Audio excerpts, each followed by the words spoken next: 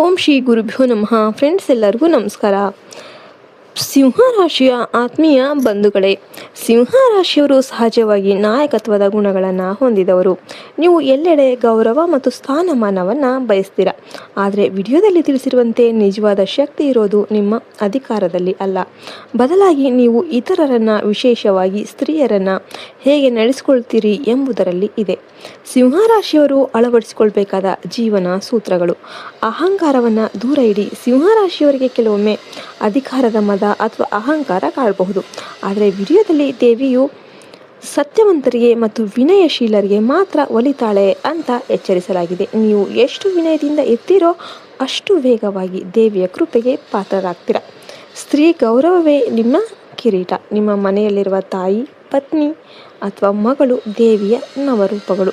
ಅವರನ್ನು ಕೇವಲ ಮನೆಯ ಸದಸ್ಯರಂತೆ ಕಾಣದೆ ದೇವಿಯ ಸಾಕ್ಷಾತ್ ರೂಪ ಅಂತ ಗೌರವಿಸಿ, ಅವರ ಕೆಲಸವನ್ನು ಪ್ರಶಂಸಿಸಿ ಮತ್ತು ಅವರ ಅಗತ್ಯಗಳಿಗೆ ಆದ್ಯತೆ ನೀಡಿ. ಇದು ನಿಮ್ಮ ಗೌರವವನ್ನು ಸಮಾಜದಲ್ಲಿ ಇನ್ನಷ್ಟು ಹೆಚ್ಚಿಸುತ್ತೆ.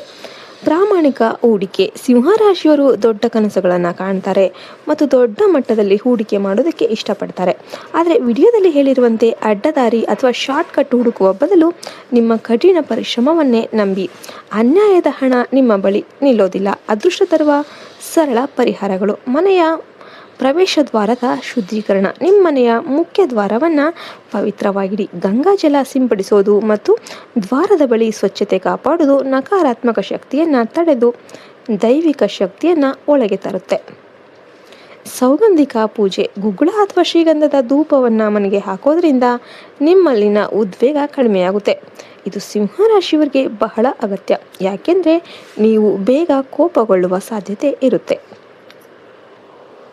ದಾನದ ಮಹತ್ವ. ಸಣ್ಣ ಹೆಣ್ಣು ಮಕ್ಕಳಿಗೆ ಸಿಹಿ ನೀಡೋದು ಅಥವಾ ಅವರಿಗೆ ಶೈಕ್ಷಣಿಕ ನೆರವು ನೀಡೋದು ನಿಮ್ಮ ಜಾತಕದ ದೋಷಗಳನ್ನು ಕಳೆಯುತ್ತೆ. ಇದು ನಿಮ್ಮ ಯಶಸ್ಸಿಗೆ ಅಡ್ಡಿಯಾಗುವ ಶಕ್ತಿಗಳನ್ನು ಹೋಗಲಾಡಿಸುತ್ತೆ. ಸಿಂಹರಾಶಿಯವರಿಗೆ ವಿಶೇಷ ಸಲಹೆ. ಮುಂದಿನ 10 ದಿನಗಳು ನಿಮಗೆ ಪರೀಕ್ಷಾ ಕಾಲ.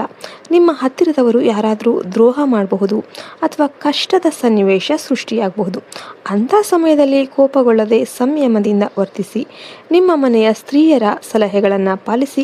ಅವರು ಹೇಳುವ ಮಾತು ದೇವಿಯ ವಾಕ್ಯದಂತೆ ನಿಮ್ಮನ್ನು ರಕ್ಷಿಸುತ್ತೆ.